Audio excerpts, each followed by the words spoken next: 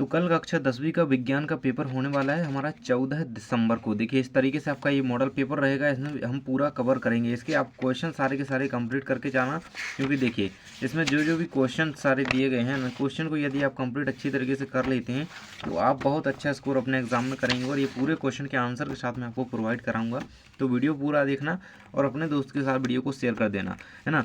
मैंने एक वीडियो डाला था जिसमें आपके सारे ऑब्जेक्टिव क्वेश्चन पूरे सारे चैप्टर के 1 घंटे का वो वीडियो है, जाकर के देख लेना, ताकि आपके सभी चैप्टर के ऑब्जेक्टिव क्वेश्चन कवर हो जाएं। और वो वीडियो आपके लिए बहुत हेल्पफुल होगा, बोर्ड की तैयारी उससे हो जाएगी, है ना। मैंने टेलीग्राम पर भी अभी उसका लिंक डाल दिया है, तो वहाँ पर भी आप लोग ऐड हो जाइए। और देखिए सबसे पहले आपके निर्देश इस तरीके से रहेंगे, और ये सारा कुछ मैटर आप सभी को पता ही है। इस मॉडल प्रश्न पत्र को अच्छी तरीके से आप लोग कंप्लीट करके जाइएगा। देखिए यहाँ पे हमारे सबसे नीचे नीचे यहाँ पे ध्यान दीजिएगा, ये आ जाते हैं हमारे वस्तुनिष्ठ प्रश्न, यहाँ से स्टार्ट हो जाते हैं ना। तो यहाँ से स्टार्ट होते हैं, एक एक क्वेश्चन को इसको याद करके जाना है। ये क्वेश्चन कोई ऐसे ही क्वेश्चन नहीं है, ये बहुत ही वेरीफाइड क्वेश्चन है, इंपॉर्टेंट क्वेश्चन है, आए हुए क्वेश्चन है, और बोर्ड द्वारा दिए गए क्वेश्चन है ना, ऐसे क्वेश्चन है। देखिए तो यहाँ पर रहेगा हमारा वस्तुनिष्ठ प्रश्न। सबसे पहले आपके 6 नंबर के आएंगे, एक एक क्वेश्चन को इसका याद करके जाना है। पहला क्वेश्चन है, कैल्शियम ऑक्साइड का जल के साथ अभिक्रिया किस प्रकार की अभिक्रिया है। तो ये जो है एक ऊष्मा छेपी क्योंकि इसमें कैल्शियम ऑक्साइड को अगर जल के साथ मिलाएंगे तो इसमें ऊष्मा का उत्सर्जन होता है, तो ये हमारी ऊष्मा छेपी अभिक्रिया आंसर हो जाएगा। नेक्स्ट है आपका प्रोपेन C3H8 कि इसका किस तरीके से बनेगा, ऑक्सीजन में दहन के लिए संतुलित समीकरण कौन सा हो जाएगा। तो ये हमारा रहेगा C3H8 + 5O2, इससे क्या बनेगा 3CO2 + 4H2O, जल भी साथ में। तो इसको कंप्लीट रहेंगे, ये हमारा ए नंबर का ऑप्शन इसका राइट आंसर रहेगा। नेक्स्ट क्वेश्चन आपका यहाँ पे आ जाता है 3rd नंबर का, विद्युत चुंबक का कोर बनाने के लिए निम्नलिखित में से कौन सी सामग्री सबसे उपयुक्त होती है। तांबा, लोहा, एल्यूमिनियम या प्लास्टिक। तो देखिए विद्युत चुंबक के कोर की बात है तो प्लास्टिक तो यहाँ पे आंसर रहेगा नहीं, आपका आंसर आपका यहाँ पे हो जाएगा इसका सी नंबर का ऑप्शन लोहा। नेक्स्ट है हमारा उदासीनता, है ना। उदासीनता जो है अभिक्रिया, उदासीनता अभिक्रिया में अम्ल एवं क्षार की अभिक्रिया करके उत्पाद बनता है, तो कौन सा, लवण और जल बनता है। सभी को पता है उदासीनीकरण अभिक्रिया क्या है, जहाँ पे अम्ल और क्षार अभिक्रिया करते हैं और लवण और जल की उत्पत्ति होती है, मतलब लवण और जल बनते हैं, उदासीनीकरण अभिक्रिया कहलाती है। अगला है आपका विद्युत ऊर्जा को यांत्रिक ऊर्जा में परिवर्तित करने वाला उपकरण है। तो विद्युत से यांत्रिक ऊर्जा की बात कर रहा है तो एमीटर, जनरेटर, मोटर या गैल्वेनोमीटर। तो देखिए तो विद्युत ऊर्जा से यांत्रिक ऊर्जा में तो ये आपका मोटर होती है। नेक्स्ट आपका आ जाता है यहाँ पे किसी माध्यम का अपवर्तनांक निर्भर करता है, तो किस पर निर्भर करता है, प्रकाश की तरंग दैर्ध्य पर, माध्यम के घनत्व पर, तो आवृत्ति पर या निर्वात पर। तो इसका आंसर होगा आपका प्रकाश की तरंग दैर्ध्य पर। तो अपवर्तनांक किस पर निर्भर करता है, प्रकाश की तरंग दैर्ध्य, ये आंसर याद रखना। चलिए आगे के क्वेश्चन आपके देख लेते हैं, यहाँ पे आपके रिक्त स्थान आ जाती हैं। तो पहले नंबर का है यहाँ पे, खाली स्थान क्रियाओं को मेडुला द्वारा नियंत्रित किया जाता है। कौन सी क्रियाएं ऐसी होती हैं जिनको मेडुला द्वारा जो है नियंत्रित किया जाता है। अवचेतन या कहें कि अनैच्छिक अभिक्रियाएं जो होती हैं, अनैच्छिक जिनकी इच्छा नहीं होती कि हम करें, जैसे पलकें झपकना हो गई, है ना, अनैच्छिक क्रिया। ये आंसर में आपको इसका अनैच्छिक लिख देना है, अनैच्छिक यहाँ पे भर देंगे, इसका क्रियाओं आगे लिखा हुआ है। नेक्स्ट हमारा दाहिने हाथ के अंगूठे के नियम के अनुसार यदि अंगूठा धारा की दिशा में इंगित हो तो उंगलियों की दिशा क्या होगी। तो उंगलियों की दिशा जो है चुंबकीय क्षेत्र की ओर होगी। कहाँ पे होगी, उंगलियों की दिशा जो है चुंबकीय क्षेत्र को प्रदर्शित करेगी। क्या आंसर रहेगा, चुंबकीय क्षेत्र की दिशा में मुड़ती है। नेक्स्ट है हमारा मछलियों के हृदय में केवल खालिस्तान कक्ष होते हैं, तो यहाँ पे आंसर आपका हो जाएगा 2। नेक्स्ट है आपका आँख का वह भाग जो इसे रंग प्रदान करता है, तो वो आइरिस कहलाता है। आँख के जिस भाग से हमें रंग दिखाई देते हैं वो आइरिस कहलाता है, ये आपका आंसर रहेगा। नेक्स्ट है आपका खालिस्तान में ऊर्जा का प्रवाह एक दिशीय होता है, तो किसमें, ऊर्जा के पिरामिड आपने देखे हैं, पढ़े हैं, तो उसी में से क्वेश्चन है पारिस्थितिकी तंत्र में। देखिए इसका आंसर क्या रहेगा,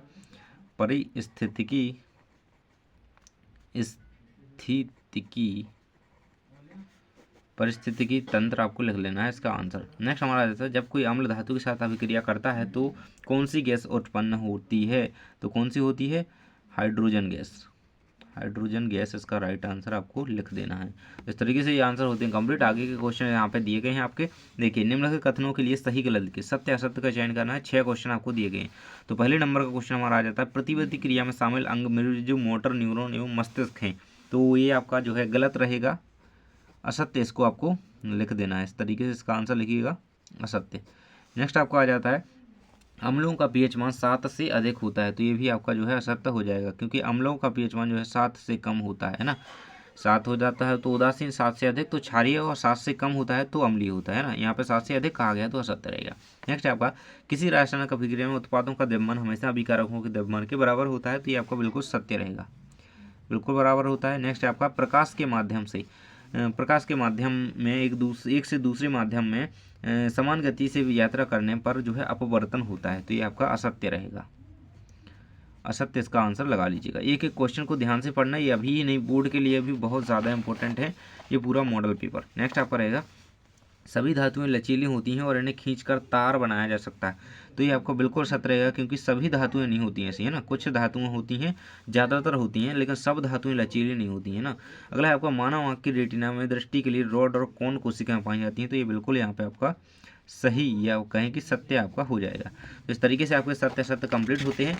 आगे के क्वेश्चंस को हम देख लेते हैं। देखिए यहाँ पे इंग्लिश मीडियम के दिए गए हैं, इसके बाद सही जोड़ियाँ आपके यहाँ जाती हैं। तो पहली दी गई है प्रबल अम्ल, तो इसमें जो HCl है वो आपका प्रबल अम्ल है, रहेगा आंसर। नेक्स्ट हमारे है ऊष्मा का अवशोषण, तो ऊष्मा शोषीय विक्रिया है, इसको मैंने अच्छी तरीके से आपको समझा के रखा है। नेक्स्ट है आपका सेरिबिलम, सेरिबिलम क्या है, ये अनैच्छिक क्रिया को नियंत्रित करता है, तो यहाँ पे तीसरे की जोड़ी मिल जाएगी। चौथा कहता है DNA, तो DNA क्या है, आनुवंशिकता का नियम या जीन, तो जीन से संबंधित DNA यहाँ पे आपकी हो जाएगी, है ना। 4 की यहाँ पे मिला लीजिएगा F से। नेक्स्ट आपका मेंडल, तो मेंडल ने आनुवंशिकता के नियम दिए थे, ये मिल जाएगी 5 की। एक छठवा है AQ का प्रतीक पानी में घुल जाता है ना, तो ये रहेगा आपका छठवे का। इस तरीके से इनकी सारी सही जोड़ियाँ जो है कंप्लीट हो जाती हैं। आगे आ जाते हैं हमारी एक शब्द वाक्य में उत्तर लिखिए। 6 मार्क्स के आपके आते हैं। दो धातुओं का उदाहरण दीजिए जिनका गलनांक जो है कम होता है, तो जिनका गलनांक कम होता है तो वो होती हैं गैलियम हो गई और सीजियम। एक आंसर में आपको लिख देना है इसका, गैलियम व सीजियम, ये उत्तर में आपको यहाँ पे लिख देना है, यही राइट आंसर आपका हो जाएगा। अगला है किसी क्षण चुंबक के बाहर चुंबकीय क्षेत्र दिशाओं की दिशा क्या होती है, तो चुंबकीय क्षेत्र दिशाओं की दिशा होती है उत्तरी ध्रुव से दक्षिणी ध्रुव की ओर, है ना। मतलब उत्तरी ध्रुव से दक्षिणी ध्रुव की ओर।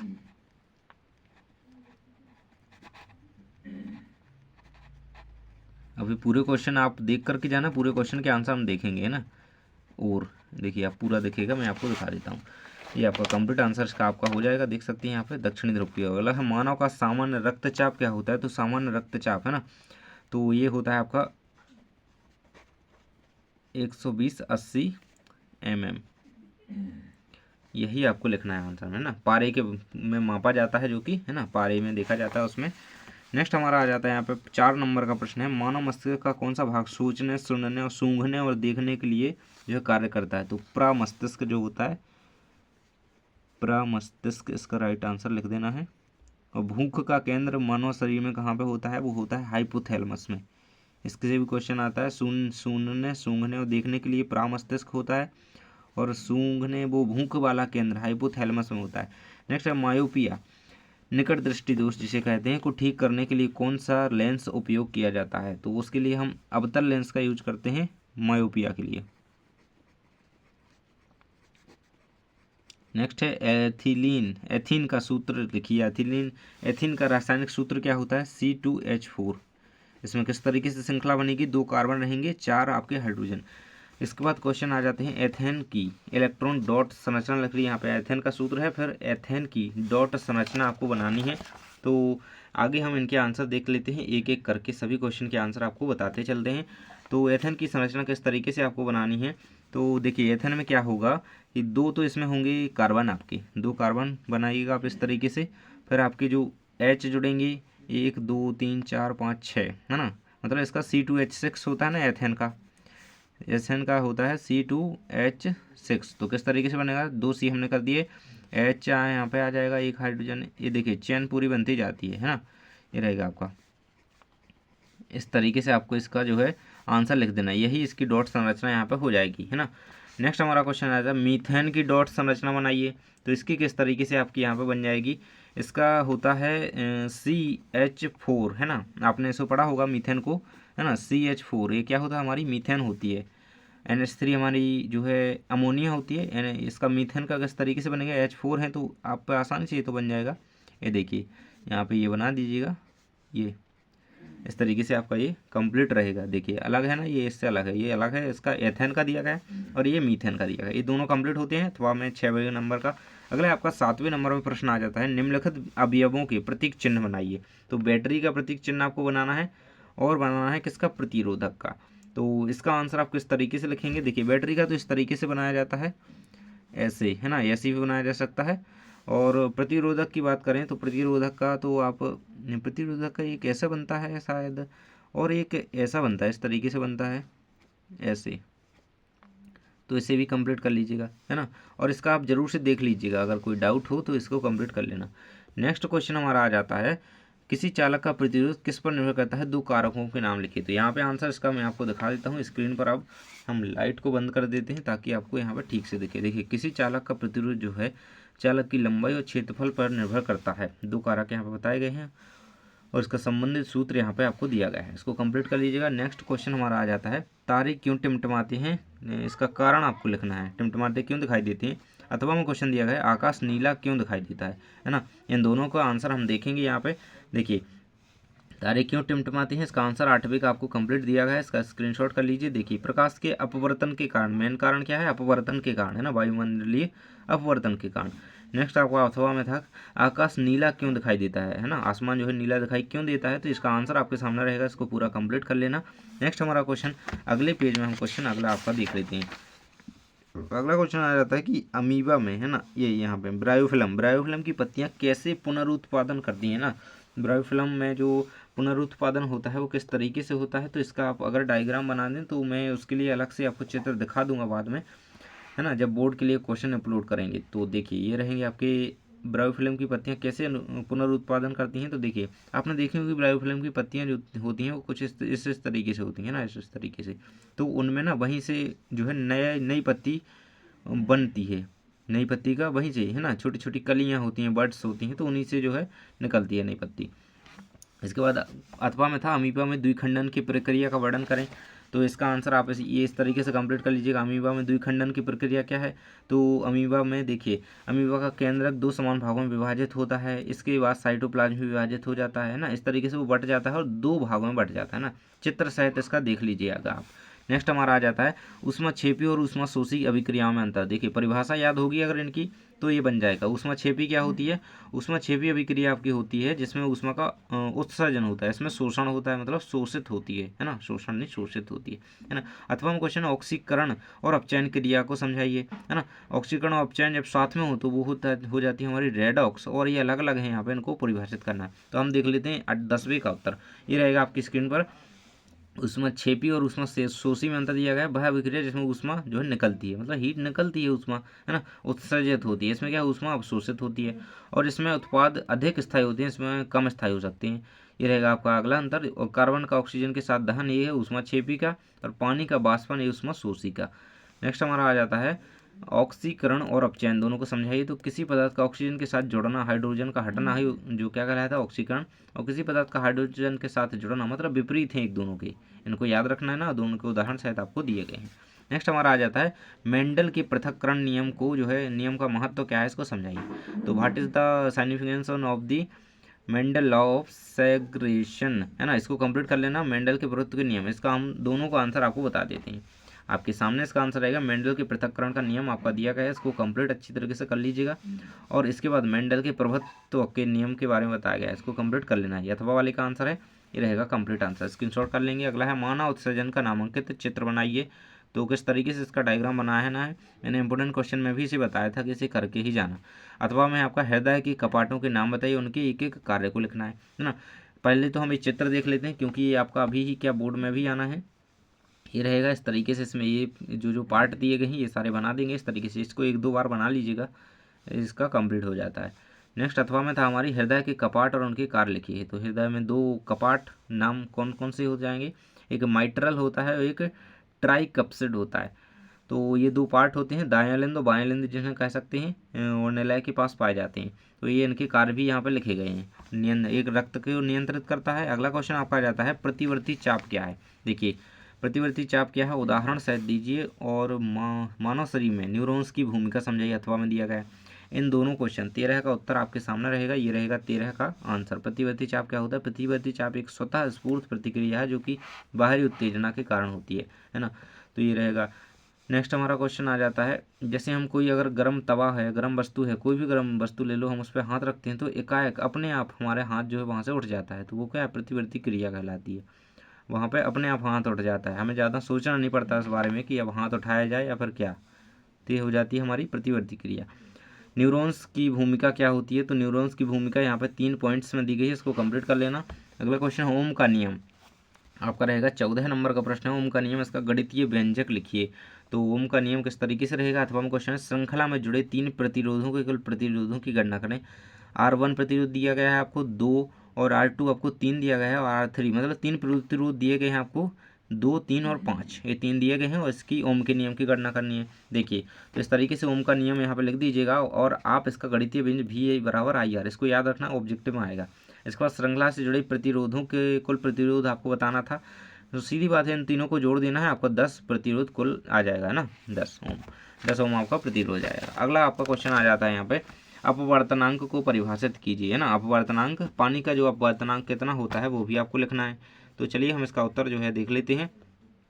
आपके सामने इसका आंसर रहेगा, अथवा में क्वेश्चन है, एक उत्तल लेंस की फोकस दूरी 25 सेंटीमीटर है, लेंस की शक्ति की गणना करें। चलिए इसका आंसर ये रहेगा। देखिए अपवर्तनांक, देखिए आपका आंसर दिया गया, अपवर्तनांक उस माध्यम की गति की से कमी को व्यक्त करता है, यह इसका परिभाषा दी गई है। अगला आपका इसका दिया गया है, और ये पानी का अपवर्तनांक कितना होता है? 1.33 है ना, 1.33 होता है पानी का अपवर्तनांक, इससे ऑब्जेक्टिव आएगा। अगला है आपका, अथवा में दिया गया था, लेंस की शक्ति, लेंस की जो शक्ति की आपको फोकस दूरी दी गई थी वो 25 सेंटीमीटर दी गई थी। देखिए इसमें देख सकते हैं आप, और इसमें आपको गणना करनी थी लेंस अभी सारी है या आप सारी है बताना था। तो देखिए आगे क्वेश्चन इसका दिया गया है, तो यहाँ पे आपका +4D आ जाता है, तो इसमें आपको पता चल रहा था कि लेंस जो है अभिसारी है ना, पॉजिटिव शक्ति वहाँ पे पता चलती है, तो लेंस जो हमारा हो जाएगा कन्वर्जिंग लेंस पर यूज़ होगा। नेक्स्ट हमारा, जीवों में पीएच मान का क्या महत्व है? 2 उदाहरण लिखिए। तो पीएच मान का महत्व क्या है हमारे हम में जीवों में?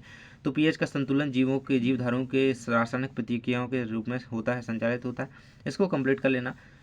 इसके बाद अगला क्वेश्चन हमारा अथवा में दिया गया था, बेकिंग सोडा को गर्म करने पर होने वाली रासायनिक अभिक्रिया कौन सी है? अगर हम बेकिंग सोडा जो हम खाने में यूज़ करते हैं, है ना, उद्योगों में यूज होते हैं, तो वह किस प्रकार की अभिक्रिया है? रासायनिक समीकरण उसका देना है साथ में। तो देखिए यह एक अपघटन प्रकार की अभिक्रिया है जब हम बेकिंग सोडा को गर्म करते हैं। इसका रासायनिक समीकरण किस तरीके से रहेगा? आपको दिया गया है NaHCO3, इसको जब हम गर्म करेंगे, हीट देंगे, तो Na2CO3 + CO2 + H2O जल साथ में बन रहा है। अगला क्वेश्चन आपका आ जाता है, जल प्रदूषण को कैसे नियंत्रित कर सकते हैं? कोई 2 उपाय लिखिए। और वायु प्रदूषण के क्या कारण है? कोई 2 कारण लिखिए। तो ये आपके सामने इसका आंसर रहेगा, जल प्रदूषण को नियंत्रण करने के कुछ उपाय। औद्योगिक कचरे को नदियों से छोड़ने से पहले उपचारित किया जाना चाहिए, है ना, ये रहेगा आपके सामने। और इसके बाद अथवा में दिया था आपको, वायु प्रदूषण के कारण वाहन से निकलने वाला धुआं, औद्योगिक इकाइयाँ, है ना, औद्योगिक सबसे ज़्यादा। नेक्स्ट आपका आ जाता है, निम्नलिखित धातुओं का उदाहरण दीजिए। कौन कौन से? देखिए तो आपको दिए गए हैं, जो लंबे समय तक वायु और पानी के संपर्क में आने के बाद भी जंग नहीं लगती। देखिए सोना है, जैसे आप लोहा डाल दो कहीं पे तो उसमें तो तुरंत जंग लग जाएगी, लेकिन सोना जो होती है, जिसे हम AU से प्रदर्शित करते हैं ना, गोल्ड, तो गोल्ड जैसी धातु है, उसे जंग नहीं लगती, मतलब तुरंत इतनी जल्दी जंग नहीं लगती, बहुत ज़्यादा लंबे समय तक वो अगर डला भी रहेगा ना सोना, मिट्टी में या फिर पानी में कहीं भी, तो उसमें जंग नहीं लगी। तो ये हमारी सोना हो जाता है। नेक्स्ट है आपका, जिससे सबसे ज़्यादा विद्युत चालकता, मतलब देखिए सबसे ज़्यादा करंट कौन सी धातु में लगेगा? उतना लोहे में नहीं लगेगा जितना चांदी में लगेगा ना, चांदी, इसका याद रखिएगा। नेक्स्ट है, जिसे आसानी से चाकू से काटा जा सकता है, वो हमारी कौन सी है? सोडियम। और ये अति अभिक्रियाशील धातु होती है, जो कि जिसे मिट्टी के तेल में डुबो करके रखा जाता है, इसे हम Na से प्रदर्शित करते हैं, इसको याद रखना। तो इस तरीके से तीनों के इसी तरीके से आपको लिख देना है। आपको धातु पहचाननी थी, सीधी बात है, आंसर इनके रहेंगे। नेक्स्ट आपका आ जाता है यहाँ पे, अगले पेज में हम देखेंगे आपका नेक्स्ट क्वेश्चन। देखिए भाई, तो नेक्स्ट क्वेश्चन आपका क्या रहेगा यहाँ पर, निम्नलिखित शब्दों को परिभाषित कीजिए। जंग क्या है? कि जंग जब लग पाती है लोहे पर तो वो बिल्कुल ख़त्म हो जाता है। इस तरीके से जंग कौन सी अभिक्रिया के कारण लगती है? तो संक्षारण की अभिक्रिया वो कहलाती है। जब कोई भी वस्तु, मतलब लोहे की वस्तु होगी, धातु होगी, कई धातुएं ऐसी होती हैं, ज़्यादातर ऐसी होती हैं जो कि अगर हवा के संपर्क में आई और धातु उन पर नमी पड़ी, आर्द्रता पड़ी तो क्या हो जाएंगे, उन पर जंग लग जाएगी। और तन्यता क्या होती है, धातुओं के खिंचने का गुण। जैसे देखिए आप इतना सा अगर 2 ग्राम सोना भी ले लो ना, तो 2 ग्राम को सोने को इतना ज़्यादा खींचा जा सकता है कि वो 2 किलोमीटर लंबा तक खींचा जा सकता है। इतना ज़्यादा वो जो है उसमें तन्यता का गुण पाया जाता है सोने में, है ना। तभी वो पतले पतले जो है तारों में उसे खींचा जा सकता है, यही उनका तन्यता का गुण कहलाता है। और एनोडाइजिंग, तो इसका आंसर मैं आपको दिखा देता हूँ, पहले मैंने आपको समझा दिया। देखिए धातु पर ऑक्सीजन और नमी के संपर्क में आने वाली ऑक्साइड परत जो होती है वो जंग कहलाती है। किसी पदार्थ द्वारा खिंचाव सहन करने की क्षमता तन्यता, है ना। पदार्थ यहाँ पे धातु लिखेंगे। धातु पर ऑक्साइड परत चढ़ने की क्रिया एनोडाइजिंग, है ना, ये कहलाएगी। एनोडीकरण जिसे कहते हैं। आपका रहेगा अगला क्वेश्चन, चुंबकीय क्षेत्र रेखाओं के चारित्रिक गुण लिखिए, मतलब इनके गुण लिखने हैं और रेखा चित्र आपको बनाना है इसका। तो देखिए इनके आप गुण यहाँ पे कोई भी 2 याद कर लेना, ये आपके सारे गुण दिए गए हैं, ये रहेगा आपके सामने। ये उत्तरी ध्रुव से निकलकर दक्षिणी ध्रुव की हो जाते हैं, इनको कंप्लीट करने हैं। चुंबकीय क्षेत्र रेखा बंद वक्र होती हैं, याद रखना। ऑब्जेक्टिव में इससे क्वेश्चन आया है, खालिस्तान वक्र होती हैं, बंद वक्र होती हैं। और इसका चित्र भी बताना था आपको, तो इस तरीके से इसका डायग्राम रहेगा, ये बनाइएगा। चुंबकीय क्षेत्र रेखाएं इस तरीके से होती हैं। ये आपका देखिए उत्तरी और दक्षिणी ध्रुव दोनों दिए गए हैं, इस तरीके से इसको बना लेना और ये सीख लेना बोर्ड के लिए। नेक्स्ट आपका आ जाता है, एक सीधे धारावाही चालक तथा एक वृत्ताकार लूप के चारों ओर चुंबकीय क्षेत्र रेखाओं का पैटर्न बनाएं और समझाएं, है ना। तो इसका आंसर हम देख लेते हैं। सीधे धारावाही चालक और विद्युत क्षेत्र के चारों ओर, है ना, वृत्ताकार लूप का आपको एक पैटर्न तैयार करना है। तो इस तरीके से इसका आंसर लिख लीजिएगा, है ना। ये आपका आंसर रहेगा इसके अथवा वाले का। ये देखिए सीधे चालक के लिए पैटर्न और वृत्ताकार लूप के लिए पैटर्न, दोनों के बारे में पूछा गया है ना, तो बिल्कुल से आपके सामने इसका आंसर दिया गया है। नेक्स्ट हमारा आ जाता है क्वेश्चन, आणविक सूत्र। आपको आणविक सूत्र कौन सा दिया गया है और इसमें पूछा भी तो गया है ये कैसे भिन्न है। तो ये कैसे भिन्न है आपका, इसका आंसर ये यहाँ पे दिया गया है। सीधे चालक में चुंबकीय क्षेत्र रेखाएं जो सांकेतिक वृत्तों के रूप में होती हैं, और वृत्ताकार लूप में क्या होती हैं, जो अंदर समानांतर होती हैं, है ना, जो चुंबक क्षेत्र के जैसा ही पैटर्न हमें दिखाई देता है उसमें बनना आती हैं। नेक्स्ट आपका आणविक सूत्र C4H9OH वाले कार्बनिक यौगिक का IUPAC नाम क्या है। इसका IUPAC नाम लिखना है आपको, और इस जिसमें एल्कोहल समूह होता है इसकी संरचना बनाएं और संभावित समावयवी का नाम लिखें। तो ये रहेगा, संभावित समावयवी के नाम नीचे दिए गए हैं, ये सारे हो सकते हैं। और देखिए C4H9OH, इसका आपका IUPAC नाम यहाँ पे आपका ये रहेगा, है ना, ब्यूटेन ऑल। ये आपको कंप्लीट इसका कर लेना है। इसके बाद नेक्स्ट क्वेश्चन हमारा नीचे आ जाता है, जो कि दिया गया है आपका संरचना बनाए। आपको इनकी संरचना बनानी है, IUPAC नाम इनके लिखने हैं, है ना। और किस तरीके से इनके IUPAC नाम आप लिखेंगे, आपको दिया गया CH3 CH2 CHO, इनके IUPAC नाम तीनों के लिखने हैं, तो तीनों के नाम आपके सामने दिए गए हैं। देखिए ये रहेगा, इसका नाम क्या है, एथानॉल, इसका एथेनॉल, इसका एथेनोइक एसिड। तो इस तरीके से इन तीनों को कंप्लीट कर लेना, ये इनके नाम IUPAC नाम दिए गए हैं। नेक्स्ट हमारा आ जाता है, मानव पाचन तंत्र का चित्र बनाइए और लार की भूमिका को समझाना है। तो मानव पाचन तंत्र का चित्र ये रहेगा, इसे कंप्लीट कर लेना। इसमें कौन कौन से पार्ट होते हैं, जिह्वा होती है, मुंह होता है, ग्रशिका, डायफ्राम, आमाशय, क्षुद्रांत, बड़ी आंत, छोटी आंत हो गई, अग्न्याशय, यकृत, पित्त नली, ये सारे कुछ पार्ट इसमें होते हैं। इसके बाद लार की भूमिका भी इसमें पूछी गई। देखिए क्वेश्चन इसी तरीके से ऐड करके क्वेश्चन उसमें इस बार आने हैं आपके। तो ये रहेगा आपका, लार में एमाइलेज नामक एंजाइम पाया जाता है, जो कि लार को जो भी कुकीज जो क्या करता है, भोजन को लसदार बनाता है ना, जिससे भोजन आसानी से शरीर वो हमारे आमाशय में पहुंच पाता है। इसके बाद आ जाता है आपका 21 नंबर का प्रश्न अथवा वाला, है ना, मानव हृदय का चित्र बनाइए और लिखिए कि हमारा परिसंचरण तंत्र किस प्रकार काम करता है। तो मानव हृदय का चित्र मैं आपको पहले दिखा देता हूँ। देखिए चित्र आप लोग अपनी बुक से देख लीजिएगा, यहाँ पे आपको सीधे से इस तरीके से दिख नहीं रहे होंगे, लेकिन ये बायां दायां लेंस आप ये याद रखिएगा। और मानव हृदय परिसंचरण तंत्र किस प्रकार का है ना, मानव का जो है हमारा परिसंचरण तंत्र किस प्रकार का है, तो बंद प्रकार का है ना। मानव का परिसंचरण तंत्र जो है बंद प्रकार का है, ये याद रखना, ऑब्जेक्टिव में आ जाएगा। इसको कंप्लीट कर लो पूरा। आगे देख लेते हैं हम, आपका नेक्स्ट क्वेश्चन यहाँ पे दिया गया है 22 नंबर का प्रश्न है, मादा प्रजनन तंत्र के किन्हीं 4 भागों के नाम बताइए। देखिए आपको चित्र दे दिया गया, चित्र नहीं पूछा इस बार, हर बार क्या करता था, चित्र पूछता था कि चित्र बनाइए। तो इसमें कौन कौन से पार्ट होते हैं, तो देखिएगा इसमें, देखिए जैसे आपको ये सारी चीज़ें दी गई हैं, 1 2 3 4 5 6 7 8 ऐसी दर्शा गई, कोई भी 4 के आपको नाम बताने हैं। तो यहाँ पे आप देख सकते हैं ये पार्ट होते हैं, मैं आपको यहाँ पे बता देता हूँ। ये सारे मतलब कोई भी 4 लिखने हैं आपको, ये 4 लिख दीजिएगा। अंडाशय होगा, फेलोपियन ट्यूब, गर्भाशय, योनि। तो इस तरीके से आप इसका पूरा आंसर ये लिख सकते हैं। आपके सामने इसका पूरा आंसर दिया गया है, इसको पूरा कंप्लीट कर लीजिएगा, है ना। यहाँ पे आप दर्शा भी सकते हैं, इस तरीके से लिख दीजिएगा इनको, है ना। तो ये हो जाएगा। नेक्स्ट आपका यहाँ पे लिखना तो आपको इसी तरीके से बना कर रहे उसमें, है ना। वैसे आप सीधे आंसर लिखेंगे उसमें कोई दिक्कत नहीं है। अथवा क्वेश्चन पूछा गया कायक प्रवर्धन जनन की विधियों में और कृषि में उसका महत्व क्या है ना। जब जनन की विभिन्न विधियाँ लिखिए और कृषि में उनके महत्व को समझाइए। आपके सामने आंसर रहेगा कायिक प्रवर्धन क्या होता है और कृषि में उसका क्या महत्व है। तो कटिंग में, कटाई में, लेयरिंग में, ग्राफ्टिंग में इसका ये देखिए कोशिका संवर्धन इस तरीके से इसका महत्व है। पूरा आंसर आपके सामने दिया गया है, इसको कंप्लीट कर लेना।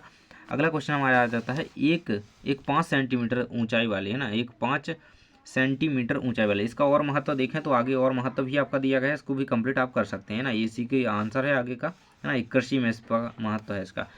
एक 5 सेंटीमीटर ऊंची वस्तु अवतल दर्पण के सामने 20 सेंटीमीटर की दूरी पर रखी जाती है ना, और जिसकी फोकस दूरी 10 सेंटीमीटर है। दर्पण द्वारा बनने वाली प्रतिबिंब की स्थिति, प्रकृति और आकार ज्ञात कीजिए, है ना।